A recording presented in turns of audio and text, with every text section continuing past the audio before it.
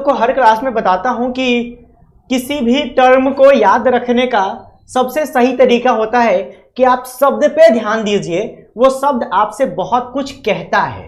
तो ये शब्द भी आपसे कह रहा है आयोनाइजेशन एनर्जी, मतलब आयोनाइज होने की एनर्जी, आयन फॉर्मेशन की एनर्जी, आयन बनने की एनर्जी। ठीक है, लाइक मेरे पास कोई मेटल है M, ये M से M प्लस बनता है, तो इसमें जो एनर्जी चेंज इन एनर्जी होती है उसको हम लोग आयोनाइजेशन एनर्जी बोलते हैं।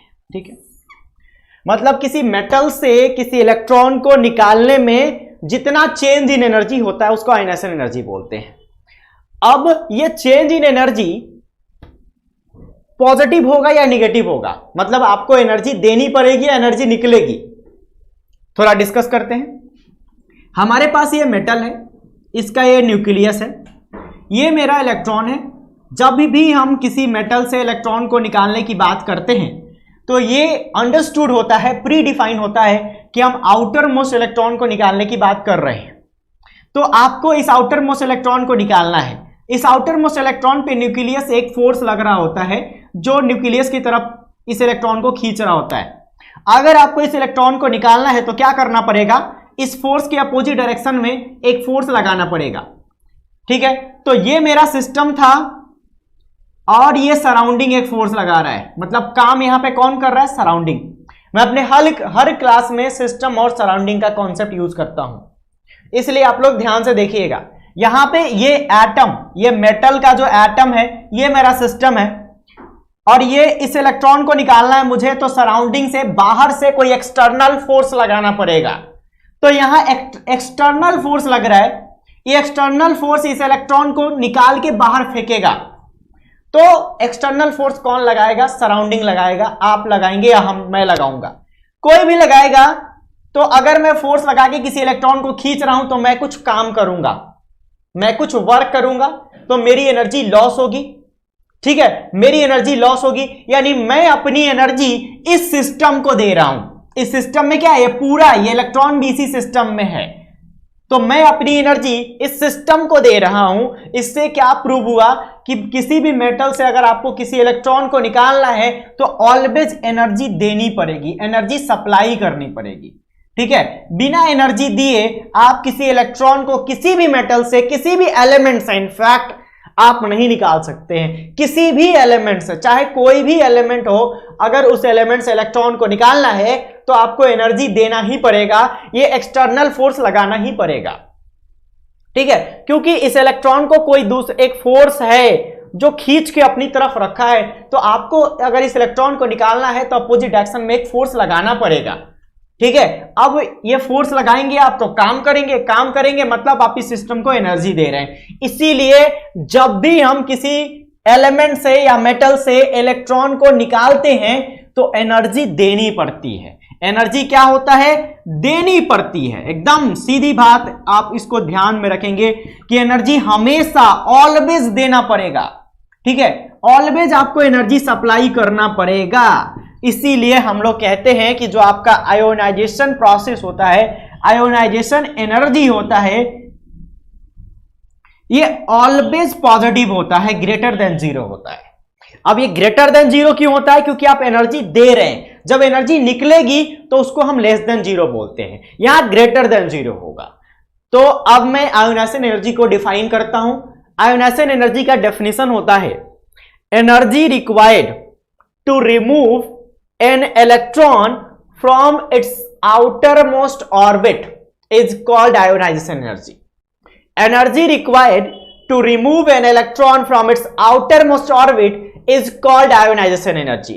किसी भी एटम के आउटर मोस्ट ऑर्बिट से किसी इलेक्ट्रॉन को निकालने में जितनी एनर्जी लगती है, हमेशा एनर्जी लगेगी। अगर आप किसी इलेक्ट्रॉन को निकाल रहे हो तो उसको कोई एक फोर्स अपनी तरफ खींच रहा है, तो अगर निकालना है तो आपको फोर्स लगाना पड़ेगा। हमेशा आपको अपनी एनर्जी खर्च करनी पड़ेगी, इस सिस्टम को अपनी एनर्जी देनी पड़ेगी, तभी आप इलेक्ट्रॉन को निकाल पाओगे। इसीलिए आयोनाइजेशन एनर्जी का डेफिनेशन क्या हुआ, energy required to remove an electron from its outermost orbit is called ionisation energy. बोलिए, इसमें कोई भी डाउट है तो बताइए। आयोनाइज एनर्जी का डेफिनेशन में कोई भी डाउट है तो मुझे बताइए, आप लोग, आपका डाउट तुरंत क्लियर किया जाएगा। कोई भी डाउट अगर आपको आ रहा है इसमें तो आप मुझे बताइए। एनी डाउट, एनी डाउट, ठीक है। कोई भी डाउट अगर आपको आ रहा है आयोनाइज एनर्जी का डेफिनेशन में, आयोनाइज एनर्जी का जो मैंने कॉन्सेप्ट समझाया इसमें, तो आप मुझे बताइए, कमेंट करके बताइए, ठीक है। वीडियो लैग कर रहा है, अभी भी कर रहा है क्या? मैंने कॉन्सेप्ट समझाया इसमें, तो आप मुझे बताइए, कमेंट करके बताइए, ठीक है। अभी भी कर रहा है क्या लैग? वीडियो लैग कर रहा है। देखिए, आज एक्चुअली हमारे स्टाफ जो हैं वो लोग छुट्टी पे गए हुए हैं, रक्षाबंधन आ रहा है तो सब लोगों की छुट्टी चल रही है।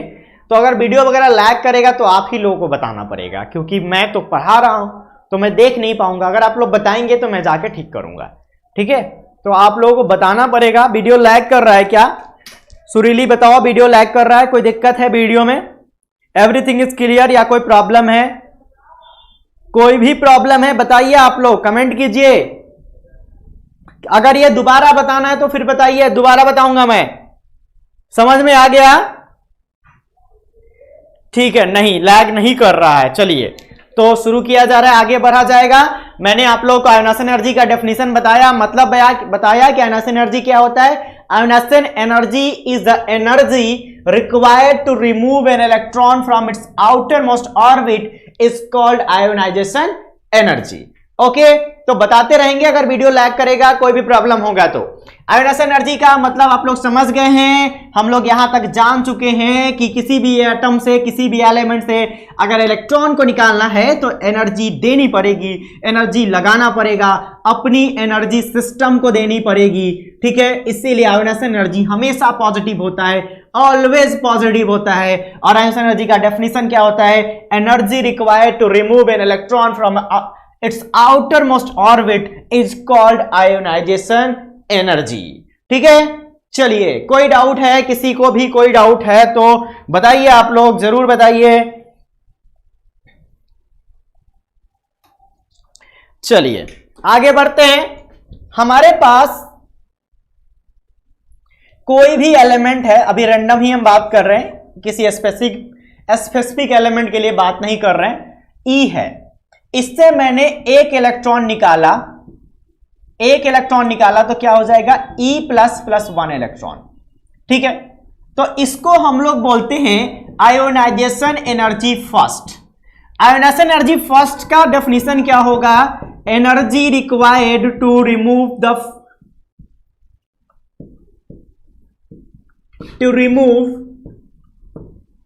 लास्ट इलेक्ट्रॉन, ठीक है। लास्ट इलेक्ट्रॉन जो होगा उसको निकालने में जो एनर्जी रिक्वायर्ड होती है उसको I1 बोलते हैं। मैंने E प्लस में से एक और इलेक्ट्रॉन निकाला तो क्या होगा? E2 प्लस हो जाएगा ना, और एक इलेक्ट्रॉन, इसको हम लोग I2 बोलते हैं। तो इसका क्या मतलब हुआ? Energy required to remove second last electron, ठीक है। अगर मैं E2 प्लस से एक और इलेक्ट्रॉन निकालूंगा तो E3 प्लस हो जाएगा प्लस 1 इलेक्ट्रॉन, इसको I3 बोलेंगे, एंड सो ऑन, ठीक है। ये IN तक, मतलब जितने इलेक्ट्रॉन आप निकालना चाहो निकाल सकते हो, बट धीरे धीरे आपकी एनर्जी बढ़ती रहेगी, ठीक है। चलिए, कोई डाउट नहीं है। तो ये आप लोग समझ गए। I1 का क्या मतलब होता है? पहले लास्ट इलेक्ट्रॉन को, मतलब पीछे से पहला इलेक्ट्रॉन, लास्ट से पहला इलेक्ट्रॉन को जो निकालेंगे उसको हम लोग I1 बोलते हैं। लास्ट से दूसरे इलेक्ट्रॉन को निकालेंगे उसको I2 बोलते हैं, और लास्ट से तीसरे इलेक्ट्रॉन को निकालेंगे तो उसको I3 बोलते हैं। इतना क्लियर हो गया। चलिए आगे बढ़ते हैं। अब आपके सामने दो सिनारियो, दो कंडीशन में रख रहा हूं। आपके पास एक एलिमेंट है मैग्नीशियम Mg, इसका एटॉमिक नंबर 12 होता है, electronic configuration 1s2 2s2 2p6 3s2 होता है। समझ रहे हैं आप लोग? 1s2 2s2 2p6 3s2 होता है। मैंने एक इलेक्ट्रॉन निकाल दिया तो 12 में से एक इलेक्ट्रॉन निकालेंगे तो Mg प्लस बनेगा प्लस 1 इलेक्ट्रॉन, और इसका इलेक्ट्रॉनिक कॉन्फ़िगरेशन क्या हो जाएगा? 1s2 2s2 2p6 और 3s1। अब मैंने Mg+ में से एक और इलेक्ट्रॉन निकाला तो बन जाएगा Mg2+ प्लस 1 इलेक्ट्रॉन, और ये 1s2 2s2 2p6 और 3s0। तो इसको हम लोग बोलते हैं, यहां जो इलेक्ट्रॉन निकल रहा है इसको बोलते हैं IE1, इसको बोलते हैं IE2। तो अब हमारा क्वेश्चन क्या है? हमारा क्वेश्चन है कि आपको इन दोनों को कंपेयर करना है। ठीक है, दोनों को कंपेयर करना है, IE1 और IE2 को। We have to compare IE1 and IE2। तो ये मेरा Mg है, ये Mg+ है। ठीक है, ये इसका न्यूक्लियस है। आउटर मोस्ट सेल में कितने इलेक्ट्रॉन है? Mg में 2 इलेक्ट्रॉन है। ठीक है, ये Mg+ है, तो Mg+ और Mg का सेल नंबर बराबर है। देखिए आप लोग, यहां पे भी लास्ट सेल क्या है? 3s1 है, तो लास्ट सेल क्या है? 3 ही है। इसका भी लास्ट सेल 3 है। तो दोनों के रेडियस में बहुत ज्यादा का डिफरेंस नहीं आएगा, क्योंकि रेडियस डिसाइड होता है आउटर मोस्ट सेल से।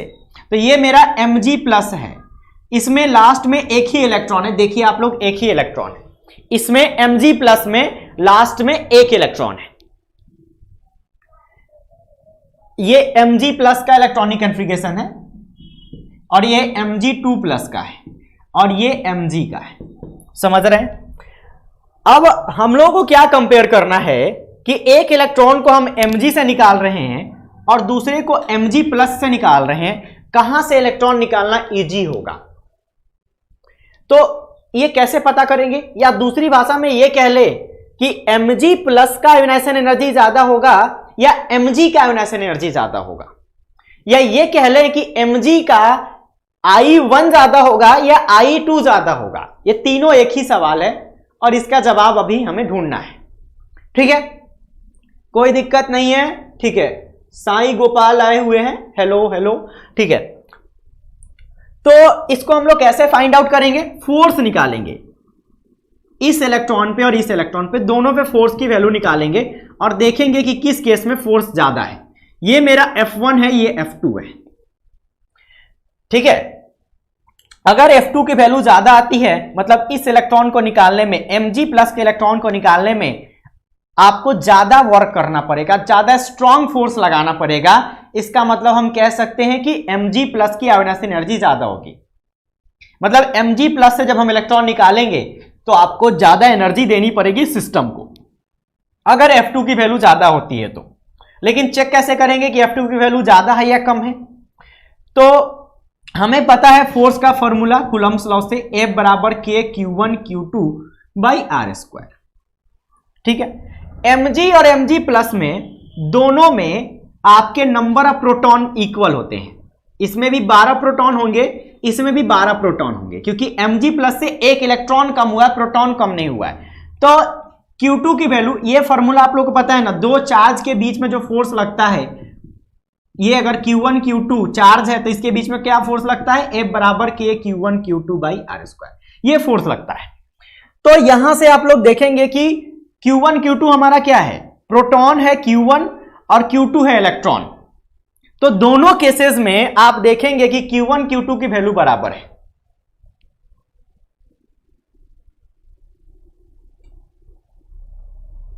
दोनों केसेस में आप लोग देखिए Q1 Q2 की वैल्यू बराबर है और रेडियस भी बराबर है।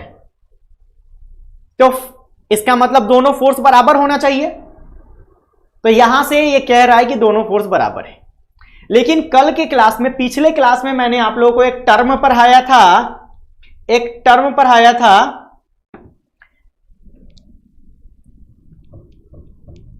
Z effective is equal to Z minus sigma पढ़ाया था लास्ट क्लास में। शिल्डिंग इफेक्ट पढ़ाया था, उसका यहां पे हम लोग यूज करेंगे।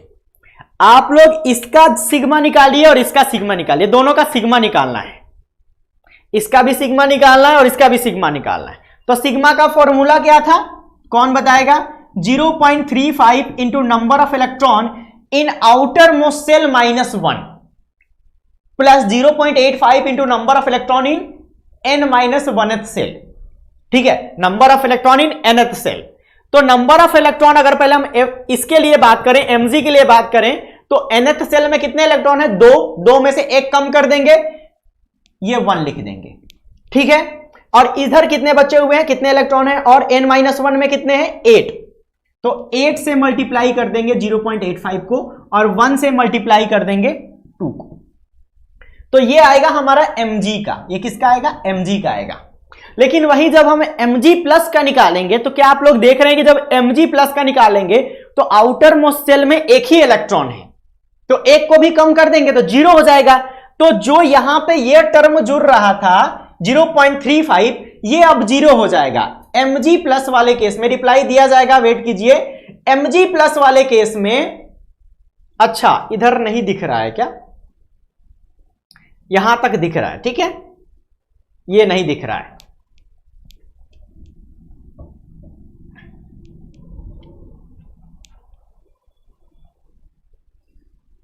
चलिए यहां लिख रहा हूं मैं, ये पूरा बोर्ड इतना मुझे रखना है, मिटाना नहीं है। तो मैं जेड स्टार जेड इफेक्टिव बता रहा था, जेड इफेक्टिव फिर से बता रहा हूं, जेड इफेक्टिव बराबर जेड माइनस सिग्मा होता है। तो यहां सिग्मा की वैल्यू अगर हम निकालना चाहते हैं तो सिग्मा की वैल्यू क्या होती है? 0.35 into number of electron in nth shell -1 plus 0.85 into number of electron in n-1th shell plus 1 into number of electron in n- remaining shell. यही फॉर्मूला था, कल का लेक्चर आपने देखा होगा तो आपको पता होगा सिग्मा का। तो 0.35 इंटू नंबर ऑफ इलेक्ट्रॉन अगर हम mg के लिए निकाले तो mg के लिए आउटर मोस्ट सेल में कितने इलेक्ट्रॉन है? 2, 2 में से एक कम करते हैं हम सिग्मा निकालते समय, क्योंकि जिस पे निकालते हैं उसको छोड़ देते हैं, तो यहां 1 कर देंगे, plus 0.85 into number of electron in n-1th shell that is 8, तो 8 से मल्टीप्लाई कर देंगे, plus 1 into number of electron in remaining shell that is 2, तो ये हमारा mg सिग्मा आएगा mg का। वही जब हम mg प्लस का निकालेंगे सिग्मा तो क्या आएगा? इसके mg प्लस में देखिए, ये mg प्लस का इलेक्ट्रॉनिक कन्फिगरेशन है, तो इसमें आप लोग देख सकते हैं कि आउटर मोस्ट सेल में कितने इलेक्ट्रॉन है? एक ही इलेक्ट्रॉन है, और जिस पे हम निकालते हैं उसको काउंट नहीं करते हैं, तो ये वैल्यू क्या हो जाएगी? 0, यानी आउटर मोस्ट सेल में 0 इलेक्ट्रॉन है। तो यहां पे जो हम 1 से मल्टीप्लाई कर रहे थे, ये mg प्लस वाले केस में यहां 0 से मल्टीप्लाई करेंगे, बाकी सब सेम रहेगा। तो mg प्लस और mg में क्या डिफरेंस आया? mg प्लस और mg में क्या डिफरेंस आया? mg प्लस और mg में आपके सामने जो डिफरेंस आया वो यही आया कि mg प्लस वाले केस में सिग्मा की value, sigma of mg plus is less than sigma of mg, कह सकते हैं आप, क्योंकि mg प्लस में एक ही इलेक्ट्रॉन आउटर मोस्ट सेल में था, तो ये 0.35 वाला जो टर्म था वो एलिमिनेट हो गया। तो अगर mg का सिग्मा ज्यादा है, mg का सिग्मा ज्यादा है, mg प्लस का सिग्मा कम है, तो z स्टार अगर आप कैलकुलेट करेंगे तो z effective of mg plus और z इफेक्टिव ऑफ mg दोनों को कंपेयर करेंगे तो क्या होगा? ये आपका ज्यादा आएगा। देखिए, क्योंकि हम mg वाले केस में एक ज्यादा वैल्यू को घटा रहे हैं, z में से, z के एटॉमिक नंबर कल बताया था मैंने, तो z में से एक ज्यादा वैल्यू को घटा रहे हैं, 0.35 एक्स्ट्रा घटा रहे हैं, लेकिन mg प्लस वाले में 0.35 कम घटा रहे हैं, तो z effective of mg plus ज्यादा होगा और z effective of mg plus ज्यादा होगा और z इफेक्टिव ऑफ mg कम होगा। तो यहां से एक कंक्लूजन निकला कि अगर हम एक इलेक्ट्रॉन निकाल देते हैं तो z इफेक्टिव की वैल्यू बढ़ जाती है। ये मैंने क्या प्रूव किया कि अगर आप एक इलेक्ट्रॉन निकाल देंगे किसी भी एलिमेंट से तो z इफेक्टिव की वैल्यू बढ़ जाएगी। अगर z इफेक्टिव की वैल्यू बढ़ रही है, इसका मतलब क्या है कि इस आउटर मोस्ट इलेक्ट्रॉन पे ज्यादा इलेक्ट्रिक फील्ड लाइन पहुंच पा रहा है, यहां पे शील्डिंग पुअर हो रही है, इस केस में शील्डिंग ज्यादा हो रही थी क्योंकि 2 इलेक्ट्रॉन था, यहां इलेक्ट्रिक फील्ड इलेक्ट्रॉन है आउटर मोस्ट सेल में, तो शील्डिंग कम हो गया, तो ज्यादा number of electron outer most electron पे पहुंचने लगा, ज्यादा number of electric field outer most electron पे पहुंचने लगा, तो आउटर मोस्ट इलेक्ट्रॉन को निकालना मुश्किल हो गया, आउटर मोस्ट इलेक्ट्रॉन पे ज्यादा फोर्स लगने लगा। तो अगर आउटर मोस्ट इलेक्ट्रॉन को निकालना मुश्किल हो गया तो हम कह सकते हैं कि ionisation energy of mg plus ज्यादा होगा ionisation energy of I of mg से, कह सकते हैं ना? बताओ, इसमें कोई डाउट है तो बताओ। mg Q2 कम होगा, नहीं Q2 कम कैसे होगा? Q2 तो एक इलेक्ट्रॉन की वैल्यू है ना, F बराबर K Q1 Q2 upon R square में Q1 क्या होता है, नंबर ऑफ प्रोटॉन, और Q2 होता है इलेक्ट्रॉन का चार्ज। तो हमेशा हम आउटर मोस्ट इलेक्ट्रॉन पे निकाल रहे हैं, तो Q2 की वैल्यू तो हमेशा फिक्स रहेगी, Q2 की वैल्यू हमेशा फिक्स रहेगी। तो यह चीज आप लोगों को मैं समझाने की कोशिश कर रहा था कि अगर आप किसी भी एलिमेंट से एक इलेक्ट्रॉन निकाल देते हैं, कोई भी एलिमेंट है उससे अगर आप एक इलेक्ट्रॉन निकाल देंगे तो उसका जेड इफेक्टिव बढ़ जाएगा। जेड इफेक्टिव क्या होगा, बढ़ जाएगा। किसी भी एलिमेंट से अगर आप एक इलेक्ट्रॉन निकालते हैं, इलेक्ट्रॉन निकालेंगे तो जेड इफेक्टिव बढ़ेगा, मतलब उसका जो दूसरा इलेक्ट्रॉन होगा उसको निकालना मुश्किल होगा। तो यहां से हम स्टेटमेंट दे सकते हैं कि IE2 is always greater than IE1, always. ये पूरा चीज एक बार फिर से समझ लीजिए। मैंने क्या किया, मैंने जेड इफेक्टिव निकाला, जेड इफेक्टिव बराबर होता है जेड माइनस सिग्मा, और जेड ऑफ मैग्नीशियम निकाला तो जेड ऑफ मैग्नीशियम के केस में 0.35 इंटू 1 किया, प्लस 0.85 इंटू 8 किया, प्लस 1 इंटू 2 किया। क्योंकि आउटर मोस्ट सेल में, Mg के आउटर मोस्ट सेल में 2 इलेक्ट्रॉन होते हैं, एक को कम कर देंगे तो क्या हो जाएगा, एक को कम कर देंगे तो आउटर मोस्ट सेल में 1 इलेक्ट्रॉन बचेगा। लेकिन जब Mg प्लस का देखेंगे तो आउटर मोस्ट सेल में 1 ही इलेक्ट्रॉन होता है, और फॉर्मूला में हम 1 माइनस करते हैं, क्योंकि जिस पे निकाल रहे होते हैं उस इलेक्ट्रॉन को हम काउंट नहीं करते हैं। तो Mg प्लस वाले केस में 0.35 इंटू 0 हो जाएगा, और 0 होने से क्या मतलब हुआ कि 0.35 से सिग्मा की वैल्यू कम हो जाएगी, मतलब Mg प्लस का सिग्मा कम होगा और Mg का सिग्मा ज्यादा होगा। यानी Mg वाले केस में शिल्डिंग ज्यादा हो रही है, इलेक्ट्रॉन ज्यादा आउटर मोस्ट सेल में, तो Mg वाले केस में शिल्डिंग ज्यादा हो रही है, Mg प्लस वाले केस में शिल्डिंग कम हो रही है। तो जेड इफेक्टिव निकालोगे तो ये जेड इफेक्टिव उल्टा हो जाएगा, क्योंकि हम जेड में से सिग्मा घटाते हैं, तो Z effective of Mg plus ज्यादा आएगा, जेड इफेक्टिव ऑफ Mg कम आएगा। मतलब कभी भी आप इलेक्ट्रॉन किसी एलिमेंट से निकालोगे तो जेड इफेक्टिव की वैल्यू क्या होगी, जेड इफेक्टिव की वैल्यू हमेशा बढ़ेगी। तो यहां जेड इफेक्टिव की वैल्यू बढ़ गई। अगर जेड इफेक्टिव की वैल्यू बढ़ गई तो हमने क्या कंक्लूजन निकाला, मतलब इस आउटर मोस्ट इलेक्ट्रॉन पे अब ज्यादा इलेक्ट्रिक फील्ड लाइन पहुंच पा रहा होगा।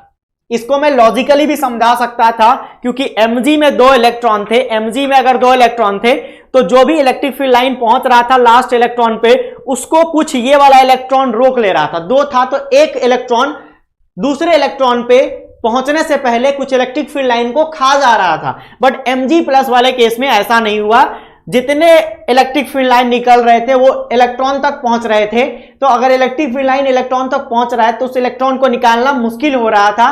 तो इससे हम कह सकते हैं कि अगर आप किसी भी एलिमेंट से इलेक्ट्रॉन को निकाल देते हो तो दूसरे इलेक्ट्रॉन को निकालना मुश्किल होगा। ठीक है, दूसरे इलेक्ट्रॉन को निकालना ऑलवेज टफ होगा। एक्सपेक्टेड कटऑफ वगैरह ये वीडियो ना पढ़ाई वाला वीडियो है, तो काउंसलिंग की बात हम लोग नहीं करेंगे। ठीक है, तो वो मैं सेशन लूंगा अभी 1-2 दिन में, तो आप लोग वहां पूछ लेना। यहां कटअप उटअप मत पूछो, यहां हम लोग पढ़ रहे हैं, पढ़ाई करो। जो पढ़ा रहा हूं वो बहुत इंपॉर्टेंट है, इसमें कोई दिक्कत है तो बताओ। अब हम लोग एक और एलिमेंट लेते हैं, एल्यूमिनियम। एल्यूमिनियम का इलेक्ट्रॉनिक कॉन्फ़िगरेशन क्या होता है, 1s2 2s2 2p6 और 3s2, कितना इलेक्ट्रॉन हो गया, 10 2 12 और 3p1। ठीक है, ये हमारा हो गया एल्यूमिनियम। एल्यूमिनियम से जब हम एक इलेक्ट्रॉन निकालेंगे तो बनेगा Al पॉजिटिव प्लस 1 इलेक्ट्रॉन, इसको बोलेंगे हम I1। और एल्यूमिनियम से जब दूसरा इलेक्ट्रॉन निकालेंगे, मतलब एल्यूमिनियम प्लस से जब इलेक्ट्रॉन निकालेंगे तो क्या बन जाएगा, Al2 प्लस, और इसको प्लस 1 इलेक्ट्रॉन, और इसको बोलेंगे I2। और एल्यूमिनियम से जब तीसरा इलेक्ट्रॉन निकालेंगे, मतलब I2 से जब एक और इलेक्ट्रॉन निकालेंगे तो बन जाएगा I3 प्लस प्लस 1 इलेक्ट्रॉन, और इसको I3 बोलते हैं। ठीक है, Al3 प्लस बन जाएगा और इसको I3 बोलते हैं। मतलब जब पहला इलेक्ट्रॉन निकाले तो उसको I1 बोलते हैं, आयोनाइजेशन एनर्जी 1। दूसरा निकालेंगे तो आयोनाइजेशन एनर्जी 2, तीसरा निकालेंगे तो आयोनाइजेशन एनर्जी 3। अब मैंने आप लोग क्या बताया कि जब भी हमें किसी एलिमेंट से इलेक्ट्रॉन निकालते हैं तो उसका जेड इफेक्टिव बढ़ जाता है। मतलब हम कह सकते हैं कि Z effective of aluminium is less than Z effective of Al plus, ठीक है, is less than Z effective of Al2 plus. ठीक है,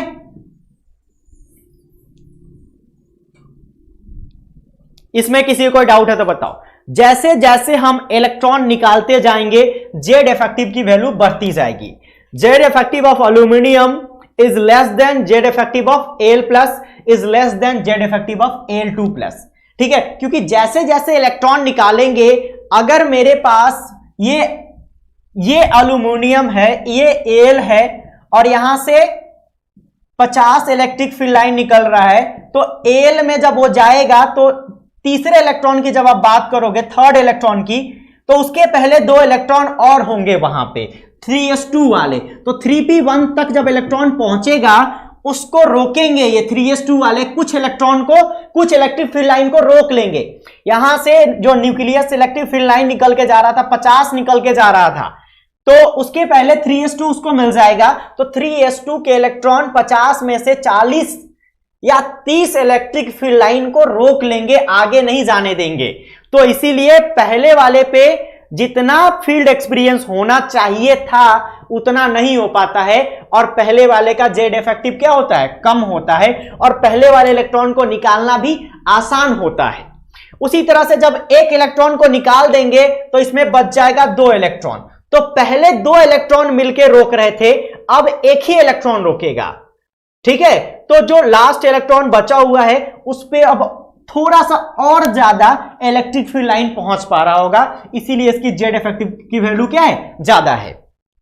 वहीं जब हम 2 इलेक्ट्रॉन निकाल देंगे तो ये वाला केस आ जाएगा। तो इस केस में जो हमारा सिर्फ एक ही इलेक्ट्रॉन बचेगा, 3s1 बचेगा, तो उस पर और ज्यादा इलेक्ट्रिक फील्ड लाइन पहुंच पाएगा, यानी उसका जेड इफेक्टिव और ज्यादा होगा। और जेड इफेक्टिव जितना ज्यादा होगा उतना मुश्किल होगा इलेक्ट्रॉन को निकालना। जेड इफेक्टिव ज्यादा होने का क्या मतलब है कि आउटर मोस्ट इलेक्ट्रॉन पे उतने ज्यादा इलेक्ट्रिक फील्ड लाइन पहुंचेंगे, और आउटर मोस्ट इलेक्ट्रॉन पे जितना ज्यादा इलेक्ट्रिक फील्ड लाइन पहुंचेगा उस इलेक्ट्रॉन को निकालना उतना मुश्किल होगा, क्योंकि न्यूक्लियस से अगर ज्यादा electric field line outer most electron पे पहुंच रहा है, इसका मतलब आउटर मोस्ट इलेक्ट्रॉन पे न्यूक्लियस की तरफ से ज्यादा फोर्स लग रहा है। तो अगर न्यूक्लियस ज्यादा फोर्स से किसी इलेक्ट्रॉन को अपनी तरफ खींच रहा है, तो उस इलेक्ट्रॉन को निकालने के लिए आपको और ज्यादा फोर्स लगाना पड़ेगा, मतलब और ज्यादा एनर्जी देना पड़ेगा। तो ये एक जनरल स्टेटमेंट बन के आ जाता है। ये जनरल स्टेटमेंट क्या है, यहां पे लिख रहा हूं, या नीचे भी दिखेगा क्या, हाँ नीचे दिखेगा। ये जनरल स्टेटमेंट है कि आपका IE3 is always greater than IE2 is always greater than IE1। मतलब किसी भी एलिमेंट के पहले इलेक्ट्रॉन को निकालना आसान होता है, दूसरों को निकालना और मुश्किल होता है, तीसरे को निकालना और मुश्किल होता है। मतलब जैसे जैसे आप इलेक्ट्रॉन निकालते जाओगे जेड इफेक्टिव की वैल्यू बढ़ती जाएगी और इलेक्ट्रॉन को निकालना मुश्किल होता जाएगा। ठीक है, ये चीज आप लोग दिमाग में बैठाइए। इसी को समझाने के लिए इतना कुछ मैं एक्सप्लेन कर रहा था। ठीक है,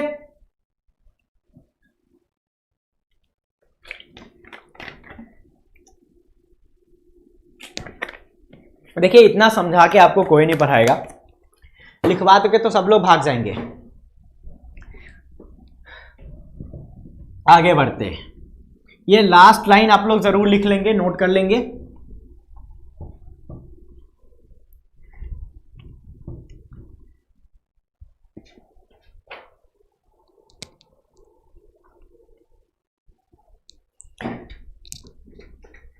अब हम लोग पढ़ेंगे फैक्टर्स अफेक्टिंग आयोनाइजेशन एनर्जी। पहला फैक्टर है Z effective, effective nuclear charge, जो अभी हम डिस्कस कर रहे थे। तो कल के क्लास में तो मैंने बता ही दिया था कि इफेक्टिव न्यूक्लियर चार्ज क्या होता है। सुरीली को कोई दिक्कत है क्या? ठीक है, इफेक्टिव न्यूक्लियर चार्ज क्या होता है कल के क्लास में बता दिया था, एक बार फिर से बता देता हूं। आपके पास ये एटम है, यहां पे न्यूक्लियर चार्ज होता है, इसके न्यूक्लियस में न्यूक्लियर चार्ज होता है जिसको हम जेड से बोलते हैं, जेड नाम देते हैं। अब आउटर मोस्ट इलेक्ट्रॉन पे जितना चार्ज एक्सपीरियंस होता है, जितने चार्ज का फोर्स एक्सपीरियंस होता है, उसको हम लोग जेड इफेक्टिव कहते हैं। ठीक है, अगर चार्ज जेड है तो पूरा का पूरा फोर्स यहां पे एक्सपीरियंस क्यों नहीं हुआ, यह भी मैंने आपको बताया था कि बीच में ये मेरा लास्ट इलेक्ट्रॉन है, बट बीच में बहुत सारे इलेक्ट्रॉन होते हैं। तो ये इलेक्ट्रॉन क्या करते हैं, यहां से जो पॉजिटिव चार्ज से इलेक्ट्रिक फील्ड लाइन निकलता है उसको इलेक्ट्रॉन बीच में ही रोक देते हैं। बीच में बहुत सारे इलेक्ट्रॉन होते हैं, ये इलेक्ट्रॉन रोक देते हैं बहुत सारे इलेक्ट्रिक फील्ड लाइंस को। ये भी मैंने आपको बताया था कि हर पॉजिटिव चार्ज से इलेक्ट्रिक फील्ड लाइन निकलता है और निगेटिव चार्ज पे जाके वैनिश हो जाता है। और जितना इलेक्ट्रिक फील्ड लाइन किसी निगेटिव चार्ज पे पहुंचेगा, जितना ज्यादा इलेक्ट्रिक फील्ड लाइन पहुंचेगा उतना ही ज्यादा उस निगेटिव चार्ज पे फोर्स लगेगा। मतलब किसी इलेक्ट्रॉन पे जितना ज्यादा इलेक्ट्रिक फील्ड लाइन पहुंचेगा उस इलेक्ट्रॉन पे न्यूक्लियस के तरफ से उतना ज्यादा फोर्स लगेगा। ठीक है, तो यहां पे देखो ये मेरा पॉजिटिव चार्ज है और बीच में बहुत सारे इलेक्ट्रॉन हैं, तो यहां से जो इलेक्ट्रिक फील्ड लाइन निकल रहा था उसको बीच में ये जितने इलेक्ट्रॉन थे कुछ इलेक्ट्रिक फील्ड लाइन को बीच वाले इलेक्ट्रॉन खा जाते हैं।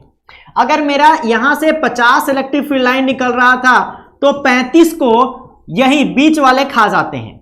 बाहर पहुंचा 15, लास्ट इलेक्ट्रॉन पे 15 इलेक्ट्रिक फील्ड लाइन पहुंचा, तो लास्ट इलेक्ट्रॉन पे पहुंचना चाहिए था 50, निकला था 50, 35 बीच में ही रह गया। ठीक है, तो इसके पास 15 ही पहुंचा, मतलब 15 जैसा ही फोर्स लगेगा। अगर 50 इलेक्ट्रिक फील्ड लाइन निकलता और आउटर मोस्ट इलेक्ट्रॉन तो पहुंच जाता तो 50 के बराबर फोर्स लगता उस पे, लेकिन 15 ही पहुंचा, 35 बीच में ही रह गया, तो उस पे कम फोर्स लगेगा। जो न्यूक्लियस के तरफ से जो एक अट्रैक्टिव फोर्स लग रहा है, न्यूक्लियस का फोर्स जो इसको अपनी तरफ खींच रहा है, उसकी वैल्यू कम होगी, होनी थी चाहिए थी ज्यादा। अगर ये बीच वाले इलेक्ट्रॉन नहीं रहते तो 50 के 50 पहुंचता और आउटर मोस्ट इलेक्ट्रॉन पे ज्यादा फोर्स लगता। तो अभी जो करंट सिनारियो है एटम का, क्योंकि हर एटम में इंटरनल इलेक्ट्रॉन होते हैं आउटर मोस्ट इलेक्ट्रॉन के पहले, उसके हिसाब से हम क्या कह सकते हैं कि जितना चार्ज न्यूक्लियस पे रहता है वो पूरा का पूरा चार्ज आउटर मोस्ट इलेक्ट्रॉन पे एक्सपीरियंस नहीं हो पाता है, कुछ कम होता है, और उसी को हम लोग कहते हैं जेड इफेक्टिव। जितना होता है उसको हम लोग जेड इफेक्टिव कहते हैं, और जेड इफेक्टिव का फॉर्मूला होता है जेड माइनस सिग्मा, जहां सिग्मा होता है स्क्रीनिंग कांस्टेंट, जो लास्ट क्लास में कैलकुलेट करना मैंने बताया था। ठीक है, तो ये जेड इफेक्टिव का डेफिनेशन हुआ। अब बताओ, अगर जेड इफेक्टिव की वैल्यू ज्यादा है तो हम कह सकते हैं कि आउटर मोस्ट इलेक्ट्रॉन पे ज्यादा number of electric field lines पहुंच रहा है। अगर आउटर मोस्ट इलेक्ट्रॉन पे ज्यादा number of electric field lines पहुंच रहा है, मतलब आउटर मोस्ट इलेक्ट्रॉन को निकालना मुश्किल हो रहा है, उसको ज्यादा फोर्स से अंदर की तरफ खींचा जा रहा है, तो उसको निकालने के लिए भी आपको ज्यादा मेहनत करना पड़ेगा, ज्यादा एनर्जी लगानी पड़ेगी। तो क्या हम कह सकते हैं कि ionisation energy is directly proportional to Z effective. मतलब जेड इफेक्टिव की वैल्यू जितनी ज्यादा होगी उतनी ज्यादा वैल्यू होगी आयोनाइजेशन एनर्जी की। समझ गए? नेक्स्ट पॉइंट, इसमें कोई डाउट है तो बताओ। सुरीली, कोई डाउट आ रहा है तो बताओ। अच्छा, इससे ज्यादा आगे नहीं लिखना है, चलो मैं मार्क कर लेता हूं, इससे ज्यादा आगे नहीं दिख रहा है। नेक्स्ट है साइज ऑफ एटम। तो ये बहुत सिंपल है। अगर मेरा ये न्यूक्लियस है और आउटर मोस्ट इलेक्ट्रॉन को निकालना है, आयोनाइजेशन एनर्जी पढ़ रहे हैं तो हमारा काम ही आउटर मोस्ट इलेक्ट्रॉन को निकालना।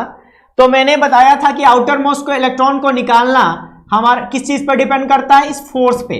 अगर न्यूक्लियस की तरफ से जो फोर्स लग रहा है वो वीक होगा तो आप आसानी से निकाल पाएंगे, अगर न्यूक्लियस की तरफ से जो फोर्स लग रहा है वो स्ट्रांग होगा तो निकालने के लिए आपको ज्यादा एनर्जी देनी पड़ेगी। और इस फोर्स की वैल्यू क्या होती है, K Q1 Q2 upon R²।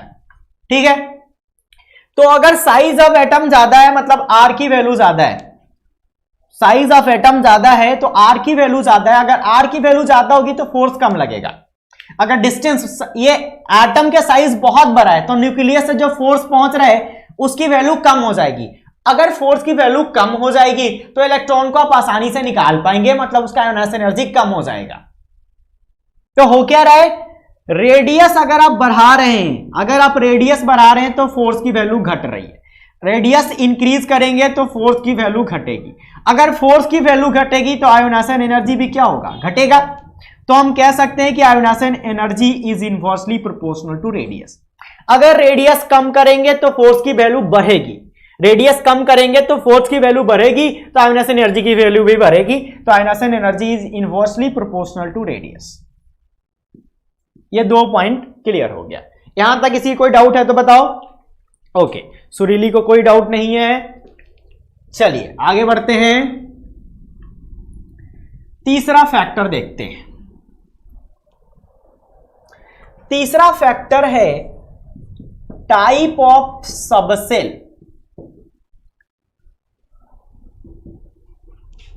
From which we are removing electron. मतलब किस टाइप के सबसेल से हम इलेक्ट्रॉन को निकाल रहे हैं, इस पे भी डिपेंड करता है आयोनाइजेशन एनर्जी का वैल्यू। अब ये कैसे भाई? अब हमारे पास कितने सबसेल होते हैं? SPDF। अगर आप S से इलेक्ट्रॉन निकाल रहे हो, P से निकाल रहे हो, D से निकाल रहे हो, F से निकाल रहे हो, तो कल के क्लास में मैंने order of size of subshell बताया था और उसमें बताया था कि F का साइज सबसे ज्यादा होता है, उससे छोटा D का होता है, देन P का होता है, देन S का होता है। मतलब कोई इलेक्ट्रॉन अगर S में रह रहा है तो हम कह सकते हैं कि वो इलेक्ट्रॉन ज्यादा क्लोजर होगा क्योंकि S का साइज छोटा होता है। अगर इलेक्ट्रॉन ज्यादा क्लोजर है न्यूक्लियस के, तो अभी हमने देखा था F बराबर K Q1 Q2 by R square. तो अगर R की वैल्यू कम होती है तो फोर्स की वैल्यू बढ़ेगी, इलेक्ट्रॉन को निकालना मुश्किल होगा। ठीक है, इलेक्ट्रॉन को निकालना मुश्किल होगा। तो हम क्या आयोनाइजेशन एनर्जी के लिए चीज कह सकते हैं कि अगर इलेक्ट्रॉन S में रहता है तो आयोनाइजेशन एनर्जी की वैल्यू ज्यादा होगी, P में रहता है तो थोड़ी कम होगी, D में रहता है तो और कम होगी, F में रहता है तो और कम होगी। ठीक है, तो ये आप लोग लिख लेंगे। आयोनाइजेशन एनर्जी का ऑर्डर इस टाइप का होगा। मतलब इलेक्ट्रॉन S में रहेगा तो उसको निकालना मुश्किल होगा, P में रहेगा तो आसान होगा क्योंकि P का साइज बड़ा होता है S के कंपैरेटिवली। D में रहेगा तो और आसान होगा, तो आयोनाइजेशन एनर्जी की वैल्यू क्या होगी? और कम हो जाएगी। F में रहेगा तो बहुत ही आसान होगा, तो सबसे कम हो जाएगी जब इलेक्ट्रॉन F में रहेगा। तो चलिए आगे बढ़ते हैं, आगे बढ़ा जाए। ये दो फैक्टर आप लोगों को समझ में आ गया, इसमें कोई भी डाउट है तो बताया जाए। ठीक है, तो इसका एक एग्जाम्पल कर लेते हैं। ये जो मैंने अभी बताया इसका एग्जाम्पल कर लेते हैं। हम लोग निकालते हैं order of ionisation energy of boron and beryllium. आपको बताना है एक इलेक्ट्रॉन बोरॉन से निकालना है, बेरिलियम से निकालना है। कहां से इलेक्ट्रॉन निकालना मुश्किल होगा या ऑर्डर ऑफ आयोनाइजेशन एनर्जी इस केस में बताना है। ऑर्डर ऑफ आयोनाइजेशन एनर्जी, तो कभी भी किसी का आयोनाइजेशन एनर्जी निकालना होगा तो क्या करेंगे आप? सबसे पहले इलेक्ट्रॉनिक कॉन्फ़िगरेशन लिखेंगे। हमारे पास बेरिलियम है, बोरॉन है, इसका एटॉमिक नंबर क्या होता है? बेरिलियम का hydrogen, helium, lithium, beryllium, boron, boron का 5 होता है, इसका 4 होता है। यहां पे इसका इलेक्ट्रॉनिक कॉन्फ़िगरेशन लिखेंगे तो 1s2 2s2 और 2p1। इसका लिखेंगे तो 1s2 2s2 2s2 ही। ठीक है, तो यहां पे बेरिलियम में जो आप इलेक्ट्रॉन निकाल रहे हैं वो P से निकाल रहे हैं, सॉरी बेरिलियम में जो निकाल रहे हैं वो S से निकाल रहे हैं, बोरॉन में जो निकाल रहे हैं P से निकाल रहे हैं। देखिए बोरॉन में आप इलेक्ट्रॉन P से निकाल रहे हैं, लेकिन बेरिलियम में आप इलेक्ट्रॉन S से निकाल रहे हैं। मैंने क्या बताया? S से इलेक्ट्रॉन निकाल लेंगे तो आयोनाइजेशन एनर्जी ज्यादा होगी क्योंकि S से इलेक्ट्रॉन निकालना मुश्किल होता है, S का साइज छोटा होता है। तो अगर साइज छोटा है और इलेक्ट्रॉन को निकालना मुश्किल है तो आयोनाइजेशन एनर्जी की वैल्यू ज्यादा होगी। ठीक है, तो S से निकालोगे तो आयोनाइजेशन एनर्जी की वैल्यू ज्यादा होगी। तो हम कह सकते हैं कि बेरिलियम की आयोनाइजेशन एनर्जी ज्यादा होगी, बोरॉन की कम होगी। समझ गए? इसका एप्लीकेशन है, बेरिलियम की आयोनाइजेशन एनर्जी ज्यादा होगी, बोरॉन की कम होगी, क्योंकि बोरॉन में हम इलेक्ट्रॉन P से निकाल रहे हैं, बेरिलियम में S से निकाल रहे हैं। इसमें कोई डाउट है क्या?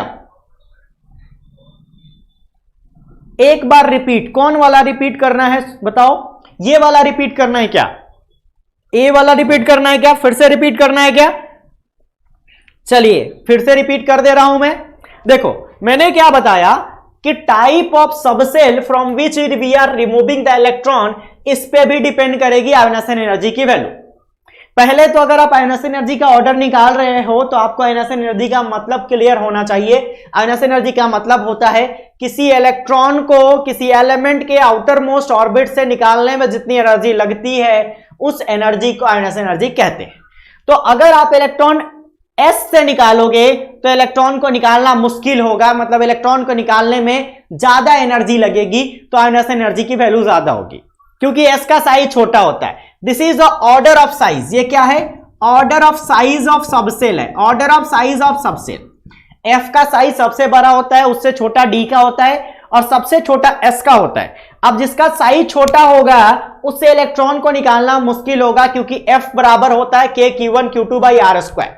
अगर एस का साइज छोटा है, इसमें कोई इलेक्ट्रॉन रहता है तो न्यूक्लियस के पास रहेगा, तो उस पर फोर्स ज्यादा लगेगा, मतलब उस इलेक्ट्रॉन को निकालना मुश्किल होगा। तो वही केस यहां पे देखने को मिला कि बेरिलियम में इलेक्ट्रॉन आपका एस में है, तो एस के इलेक्ट्रॉन को निकालना मुश्किल होगा, तो इसका आयोनाइजेशन एनर्जी ज्यादा होगा। बोरॉन में इलेक्ट्रॉन आपका पी में है, तो पी के इलेक्ट्रॉन को निकालना आसान होगा, इसीलिए आयोनाइजेशन एनर्जी बेरिलियम का ज्यादा होगा, बोरॉन का कम होगा। कोई भी डाउट है तो बताओ। ना समझ आए ये सवाल ही नहीं पैदा होता है, क्योंकि मेरे पढ़ाने का एक जो सबसे सिंपलेस्ट तरीका है कि मैं पूरे चैप्टर में एक ही कॉन्सेप्ट यूज करूंगा, बार बार आपको F बराबर के Q1 Q2 by R square मिलेगा, बार बार बोलूंगा इलेक्ट्रिक फील्ड लाइन के बारे में। तो जो बच्चे पहले का लेक्चर नहीं देखे उनको लेक्चर समझ में शायद ना आए, तो आप इसी चैनल पे आपको इनऑर्गेनिक केमिस्ट्री का प्लेलिस्ट मिल जाएगा, या आप कमेंट करेंगे तो आपको लिंक दे दिया जाएगा, वहां से आप पीछे के वीडियो देखिए, आपको सब कुछ समझ में आने लगेगा। नेक्स्ट पॉइंट है नेचर ऑफ इलेक्ट्रॉनिक कॉन्फ़िगरेशन। आपका जो आयोनाइजेशन एनर्जी है नेचर ऑफ इलेक्ट्रॉनिक कॉन्फ़िगरेशन पे भी डिपेंड करता है। नेचर ऑफ इलेक्ट्रॉनिक कॉन्फ़िगरेशन, ठीक है। आप लोगों को पता होगा कि fulfilled is greater than half filled,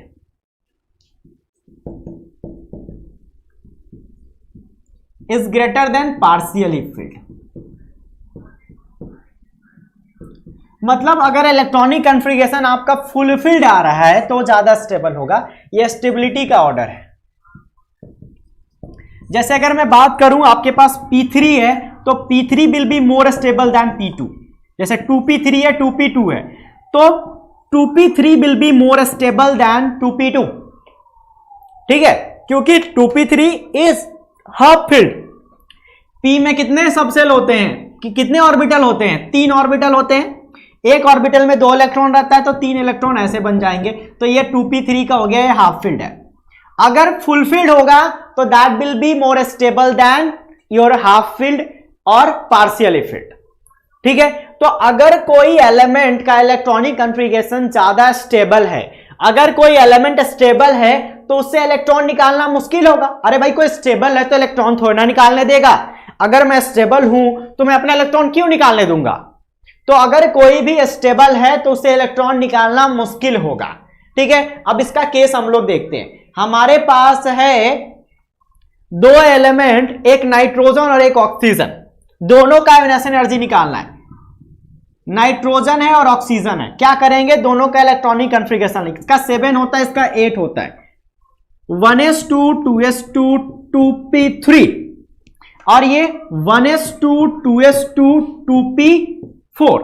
तो ये क्या है? हाफ फिल्ड है, मतलब यहां से इलेक्ट्रॉन निकालना मुश्किल होगा, ये ज्यादा स्टेबल होता है। ये हाफ फिल्ड नहीं है, हाफ फिल्ड से ज्यादा है बट हाफ फिल्ड तो नहीं है, ना ही फुल फिल्ड है।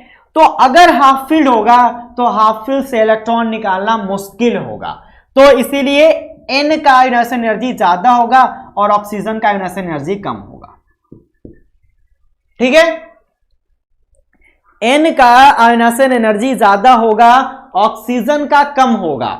ऑक्सीजन का कम क्यों हुआ? क्योंकि ऑक्सीजन में हाफ फिल्ड नहीं है, नाइट्रोजन में हाफ फिल्ड है।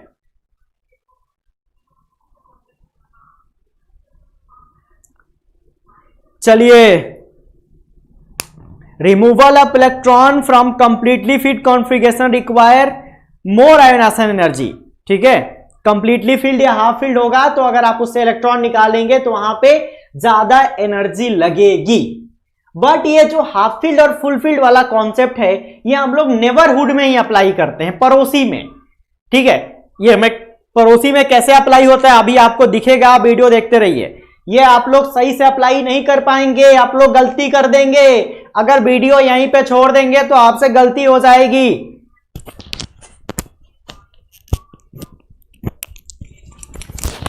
ठीक है, 2 मिनट रुकिए, मैं आया।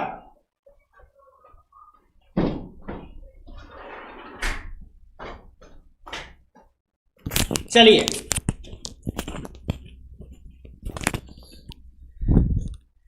आगे बढ़ते हैं। इतना समझ गए कि अगर हाफ फील्ड होगा तो इलेक्ट्रॉन को निकालना मुश्किल होगा, फुल फील्ड होगा तो और मुश्किल होगा, पार्शियली फील्ड होगा तो आसान होगा। आगे बढ़ते हैं। ये पॉइंट एक बार फिर से आएगा, एक सवाल में आएगा और वहां पे आपको ज्यादा क्लियर हो पाएगा। एक छोटा सवाल तो मैंने करा ही दिया, अभी इस पे और सवाल हम लोग करेंगे। आज का लेक्चर थोड़ा लंबा होगा, आप लोग देखते रहिए क्योंकि पूरा टॉपिक खत्म करना है, ठीक है। अब हम लोग पढ़ेंगे variation along the period. Ionisation energy का वेरिएशन अलोंग द पीरियड। अगर पीरियड में लेफ्ट टू राइट जाएंगे तो क्या होगा? पीरियड में लेफ्ट टू राइट जाएंगे तो क्या होगा? पीरियड में अगर हम लेफ्ट टू राइट जाते हैं तो होता क्या क्या है? पहली चीज की सेल नंबर कांस्टेंट रहता है, सेल नंबर कांस्टेंट रहता है। एग्जाम्पल के लिए मैं लेता हूं सोडियम, मैग्नीशियम, एल्यूमिनियम, सिलिकॉन, ठीक है, सल्फर, या चलो सिंपल सा ले लेते हैं lithium, beryllium, boron, carbon, nitrogen, oxygen, fluorine, neon. Electronic configuration लिखिएगा तो इसका क्या आएगा? 1s2 2s3 होता है ना इसका, तो 1s2 2s1, इसका 1s2 2s2, इसका 1s2 2s2 2p1, इसका 2p2 2p3 2p4 2p5 2p6। मतलब सब में आपका सेल नंबर क्या है? लास्ट सेल नंबर क्या है? 2 है। तो सेल नंबर कांस्टेंट रह रहा है, मतलब रेडियस नहीं बदलेगा। सेल नंबर बढ़ता है तभी जाके रेडियस बढ़ता है। सेल नंबर नहीं बढ़ रहा है तो रेडियस नहीं बढ़ेगा, तो सेल नंबर कांस्टेंट है। But can you feel it कि यहाँ पे 3 इलेक्ट्रॉन प्रोटॉन थे, यहाँ पे 4 हो गए, यहाँ पे 5 हो गए, यहाँ पे 6, यहाँ पे 7, यहाँ पे 8, यहाँ पे 9, यहाँ पे 10। तो सेल नंबर तो कांस्टेंट है, but number of electron and proton, number of electron and proton increase कर रहा है। Number of electron and proton increase कर रहा है। अगर नंबर ऑफ इलेक्ट्रॉन और प्रोटॉन इंक्रीज कर रहा है तो कैन बी से दैट कि आपकी जो F बराबर के Q1 Q2 upon R square की वैल्यू है उसमें Q1 की वैल्यू बढ़ रही है, because number of proton increase कर रहा है, R कांस्टेंट है। तो कैन बी से दैट कि फोर्स की वैल्यू बढ़ रही है। जैसे जैसे हम लेफ्ट टू राइट जा रहे हैं F की वैल्यू इंक्रीज हो रही है, F इंक्रीज हो रही है आउटर मोस्ट इलेक्ट्रॉन पे। अगर आउटर मोस्ट इलेक्ट्रॉन पे फोर्स की वैल्यू इंक्रीज हो रही है, मतलब आउटर मोस्ट इलेक्ट्रॉन को निकालना मुश्किल हो रहा है, उसको निकालने के लिए आपको ज्यादा एनर्जी लगाना पड़ेगा। तो अगर आउटर मोस्ट इलेक्ट्रॉन को निकालने में ज्यादा एनर्जी लगाना पड़ रहा है तो क्या हम कह सकते हैं कि अगर हम लेफ्ट टू राइट बढ़ेंगे तो आयोनाइजेशन एनर्जी की वैल्यू बढ़ेगी? कह सकते हैं ना, क्योंकि फोर्स की वैल्यू बढ़ रही है, इसीलिए जब हम लेफ्ट टू राइट बढ़ेंगे तो आयोनाइजेशन एनर्जी की वैल्यू बढ़ेगी। आप लिख सकते हैं when we move from left to right in the period value of ionisation energy increases because value of force, nuclear force on outermost electron increases because number of proton increases. number of proton increase कर रहा है, but the radius is constant, almost constant. in fact जब हम left to right जाते हैं तो radius की value भी थोड़ी कम होती है, ये भी मैंने आपको बताया था। तो अगर radius की वैल्यू कम होगी तो वो भी फोर्स को थोड़ा और बढ़ाएगा ही, आपको फेवर ही कर रहा है। तो फोर्स हर हाल में बढ़ेगा अगर आप लेफ्ट टू राइट मूव करेंगे तो फोर्स बढ़ेगा तो आयोनाइजेशन एनर्जी भी बढ़ेगा। इसीलिए हम पीरियड में जब लेफ्ट टू राइट मूव करते हैं तो वैल्यू ऑफ आयोनाइजेशन एनर्जी क्या होती है? बढ़ती है। आयोनाइजेशन एनर्जी की वैल्यू इंक्रीज होती है। Everything is fine guys. किसी को कोई दिक्कत, कोई प्रॉब्लम? तो हम लिख सकते हैं कि जब हम इधर से इधर मूव करेंगे तो आयोनाइजेशन एनर्जी की वैल्यू इंक्रीज करेगी, ठीक है। चलिए तो अब हम लोग लिखेंगे ऑर्डर, हम लोग ऑर्डर लिखेंगे। हमारे पास है Li, Be, B carbon, nitrogen, oxygen, fluorine, neon. आपको बताना है आयोनाइजेशन एनर्जी का ऑर्डर, आयोनाइजेशन एनर्जी का ऑर्डर बताना है। तो मैं वैल्यू लिख देता हूं। इसका होता है 5.4 इलेक्ट्रॉन वोल्ट, इसका होता है 9.3, याद करने की जरूरत नहीं है, आई विल एक्सप्लेन।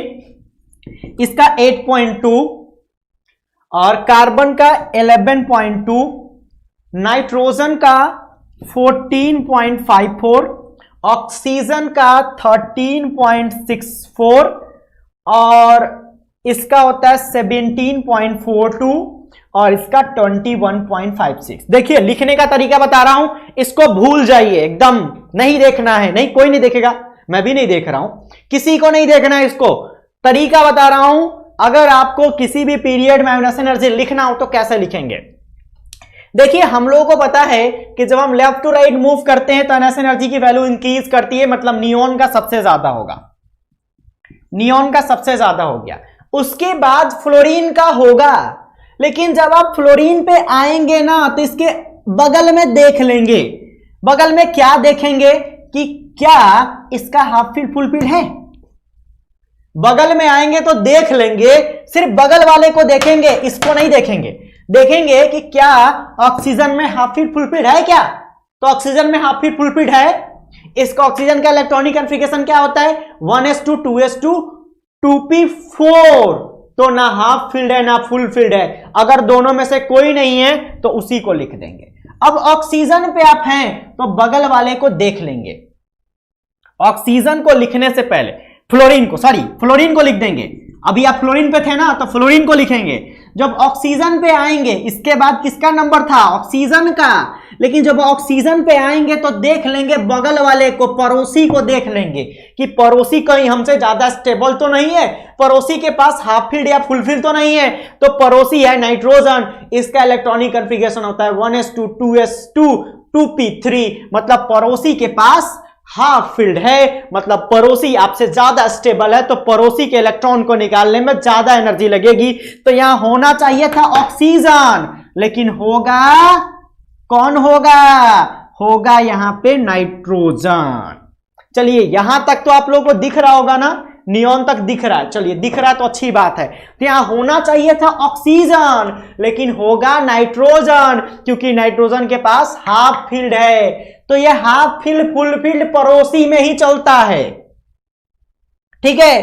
तो नाइट्रोजन आ गया, तो नाइट्रोजन के बाद फिर तो ऑक्सीजन आएगा ही, ऑक्सीजन आ गया, ठीक है। मतलब नाइट्रोजन का वैल्यू ऑक्सीजन से ज्यादा होगा, ऑक्सीजन का ऐसा नहीं कि कार्बन से कम हो जाएगा, ऑक्सीजन आ गया, नाइट्रोजन आ गया तो फिर ऑक्सीजन आ जाएगा। फिर आगे बढ़ेंगे, इसके बाद हम कहां पहुंच गए हैं? हम नाइट्रोजन तक, देखिए इधर से घूम रहे थे, पहले नियोन को लिख दिए, फिर फ्लोरीन पे आए तो देखिए ऑक्सीजन के पास हाफ फील्ड फुल फील्ड है, नहीं है तो फ्लोरीन को लिख दिए। फिर ऑक्सीजन पे आए तो देखे कि नाइट्रोजन के पास हाफ फील्ड फुल फील्ड है तो नाइट्रोजन को लिखे, ऑक्सीजन को बाद में लिखे। फिर नाइट्रोजन पे आए तो देखे कार्बन के पास हाफ फील्ड फुल फील्ड है क्या? नहीं है तो लिख दो आंख बंद करके। फिर कार्बन पे आए तो देखे बोरॉन को, बोरॉन के पास हाफ फील्ड फुल फील्ड है क्या? नहीं है। बोरॉन का क्या होता है? 1s2 2s2 2p1, तो इसके पास ना हाफ फील्ड है ना फुल फील्ड है, तो बोरॉन को भी लिख देंगे। अब बोरॉन को देखेंगे, बोरॉन के बगल में बेरिलियम है, तो बेरिलियम के पास क्या हाफ फील्ड फुल फील्ड है? तो है भाई, फुल फील्ड है, 1s2 2s2 है, तो 2s2 है तो आना चाहिए था बोरॉन, लेकिन आएगा बेरिलियम, क्योंकि बेरिलियम के पास फुल फील्ड है, और तब आएगा बोरॉन और तब आएगा लिथियम। अब किसी को कोई डाउट है तो बताओ, और वैल्यू आपके सामने मिला के देख लो। नाइट्रोजन का 21.56 सबसे ज्यादा, उसके बाद फ्लोरीन का 17.42, उसके बाद देखो मैंने लिखा नाइट्रोजन का 14 है, ऑक्सीजन का इससे कम है 13 है, और फिर कार्बन का 11 है, फिर बेरिलियम का देखो 9 है, बोरॉन का 8 है, और सबसे कम लिथियम का है। तो इस तरीके से आप लोग लिखेंगे ऑर्डर ऑफ आयोनाइजेशन एनर्जी जब कभी भी एग्जाम में सवाल आएगा। हाफ फील्ड फुल फील्ड का कॉन्सेप्ट पड़ोसी में लगेगा, ज्यादा दूर तक नहीं लगेगा। अगर आप इसका लिख रहे हैं तो दोनों बगल वाले को देखेंगे, दोनों में से किसी में भी हाफ फील्ड फुल फील्ड है तो उसको ज्यादा कर देंगे, पड़ोसी को ही देखेंगे, किसी और को नहीं देखेंगे। किसी किताब में नहीं मिलेगा पड़ोसी वाला कॉन्सेप्ट। ये एक ऑब्जर्वेशन है जो मैंने किया है और आप लोगों को बता रहा हूं, एक सवाल गलत नहीं होगा, ठीक है, कोई भी सवाल गलत नहीं होगा, इसमें कोई भी डाउट है तो बताइए।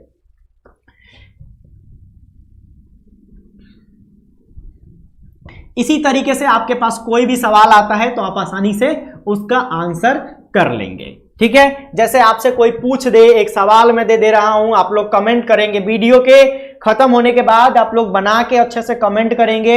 आयोनाइजेशन एनर्जी का ऑर्डर लिखना है आपको, सोडियम मैग्नीशियम अल्यूमिनियम और सोडियम मैग्नीशियम अल्यूमिनियम, अल्यूमिनियम के बाद क्या आता है सिलिकॉन, सिलिकॉन के कैसी की चुनाव उससे डिपो, ठीक है, सल्फर, सल्फर के बाद फिर कल बराताई क्लोरीन और इसके बाद हो जाता है आपका आर्गन, ठीक है। इसका 11 12 13 14 15 कुछ गड़बड़ हुआ है, बीच में एक छूटा, यहां फास्फोरस होता है 15 और फिर सल्फर 16, क्लोरीन 17 और आर्गन 18, ठीक है। इसका आपको ऑर्डर ऑफ आयोनाइजेशन एनर्जी लिख के वीडियो के कमेंट सेक्शन में जाके कमेंट करना है वीडियो खत्म होने के बाद, और मैं सब लोगों को रिप्लाई करूंगा, ठीक है।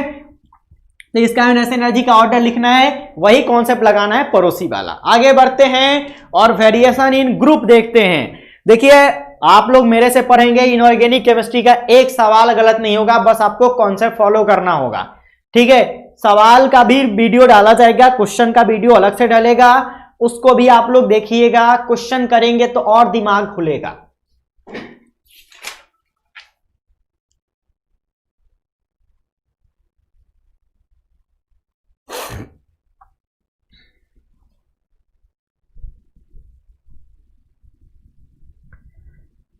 चलिए अब हम लोग ग्रुप में देख लेते हैं, वेरिएशन इन ग्रुप।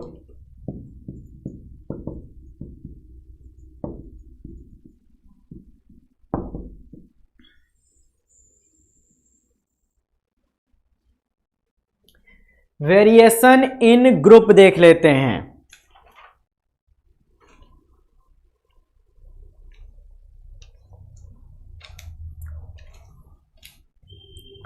तो ग्रुप में क्या होगा, ग्रुप में होता क्या है, किसी एक ग्रुप को उठा लेते हैं हम लोग, सोडियम वाले को उठा लेते हैं, लिथियम, सोडियम, हेलिना की, रूबी, सर्कस से फरार, ठीक है। तो इसमें मैंने आप लोगों को बताया था किसी भी ग्रुप में outer most electronic configuration constant रहता है, मतलब इसका 2s1 होगा, इसका 3s1 होगा, इसका 4s1 होगा, इसका 5s1 होगा, इसका 6s1 होगा। तो मतलब डाउन द ग्रुप जाने पे सेल नंबर की वैल्यू बढ़ती है, नंबर ऑफ सेल बढ़ता है तो रेडियस की वैल्यू बढ़ती है, ठीक है। Li में 2 ही सेल था, Na में 3 सेल हो गया, बहुत बड़ा हो गया ना, और K में और बड़ा हो गया, 4 सेल हो गया। तो जैसे जैसे नीचे जा रहे हैं सेल नंबर की वैल्यू बढ़ रही है, रेडियस बढ़ रही है। अगर रेडियस की वैल्यू बढ़ रही है तो कैन वी से दैट कि F बराबर K Q1 Q2 अपन R स्क्वायर में R की वैल्यू बढ़ रही है, मतलब फोर्स की वैल्यू घट रही है। तो जब हम डाउन द ग्रुप आते हैं तो फोर्स की वैल्यू घट जाती है, आउटर मोस्ट इलेक्ट्रॉन पे फोर्स कम हो जाता है, मतलब इलेक्ट्रॉन को निकालना आसान हो जाता है। अगर इलेक्ट्रॉन को निकालना आसान हो गया तो आयोनाइजेशन एनर्जी की वैल्यू क्या हो जाएगी, कम हो जाएगी। इसीलिए जब हम डाउन द ग्रुप आते हैं तो आयोनाइजेशन एनर्जी की वैल्यू क्या होती है, डिक्रीज होती है। जब हम पीरियड में लेफ्ट टू राइट जाते हैं तो आयोनाइजेशन एनर्जी की वैल्यू इंक्रीज होती है, बट डाउन द ग्रुप आते हैं तो आयोनाइजेशन एनर्जी की वैल्यू डिक्रीज होती है। इलेक्ट्रॉन आपका फ्री होता है, इलेक्ट्रॉन को निकालना आसान होता है, ठीक है। आगे बढ़ते हैं।